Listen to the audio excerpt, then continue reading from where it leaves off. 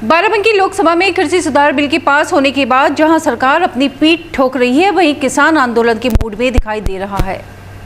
बाराबंकी से होकर गुजरने वाले लखनऊ अयोध्या राजमार्ग पर आज बाराबंकी के किसानों ने संत कबीरनगर जिले जा रहे अपने नेता राकेश टिकैत का जोरदार स्वागत किया। इस दौरान राकेश टिकैत ने किसान समस्याओं पर खुलकर बात करते हुए मुख्यमंत्री से भेंट होने की भी बात कही।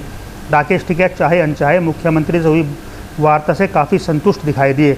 राकेश टिकैत ने कहा कि एमएसपी केंद्र सरकार का विषय है और मंडी बचाने के लिए पास हुए अध्यादेश में यह भी बात जोड़ देनी चाहिए कि प्राइवेट सेक्टर या ठेकेदार भी एमएसपी से कम पर खरीद नहीं करेगा, अन्यथा मंडी में लगने वाले टैक्स को बचाने के लिए लोग मंडी से बाहर अनाज बेचेंगे और वहां प्राइवेट ठेकेदार उनका शोषण करेंगे। उत्तर प्रदेश के मुख्यमंत्री ने अपने यहाँ प्रदेश में एमएसपी से कम खरीद नहीं होने का आश्वासन दिया है। हालांकि अभी यह मौखिक ही आश्वासन है। बकाया गन्ना भुगतान पर राकेश टिकैत ने कहा कि यह लोग सही आंकड़ा देते नहीं हैं और किसानों को यह पता नहीं होता कि अगर 14 दिन पेमेंट रुक गया तो उनका ब्याज कितना होगा। मुख्यमंत्री से इस संबंध में भी कहा गया है तो उन्होंने इसमें सुधार का आश्वासन दिया है। राकेश टिकैत ने कहा मुख्यमंत्री अगर अपने प्रदेश में चाहें तो काफ़ी कुछ सुधार सकते हैं।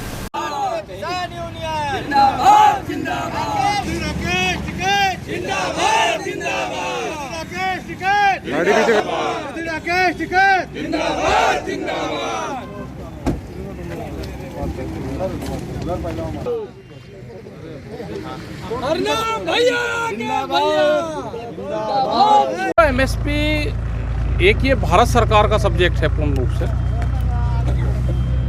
लेकिन मुख्यमंत्री जी ने ये कहा है कि उत्तर प्रदेश में इससे कम पे खरीद नहीं होगी। ये मुख्यमंत्री जी ने कहा, उसकी निगरानी करेंगे, लेकिन लिखत पढ़त में तो अभी कुछ नहीं है। और अपना भारत सरकार से हमारी ये डिमांड है कि जो 3 अध्यादेश आए हैं उसमें एमएसपी का भी एक क्लॉज डाल दे कि एमएसपी पे भारत में इससे कम पे प्राइवेट उसमें भी खरीद नहीं होगी।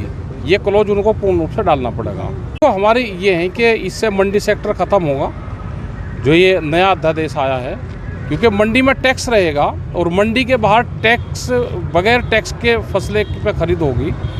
जो व्यापारी आएगा, कॉन्ट्रैक्टर आएगा, वो बाहर से फसलें खरीद देगा, तो हमारी मंडी सेक्टर बंद होगा, मंडी सेक्टर ख़त्म होगा, हमारी एमएसपी ख़त्म होगी। भारत सरकार जब तक लिखित में ये आश्वासन नहीं देती कि मंडी के बाहर और एमएसपी से कम पे खरीद नहीं देश में होगी, तो ये दोनों सेक्टर नहीं बच सकते।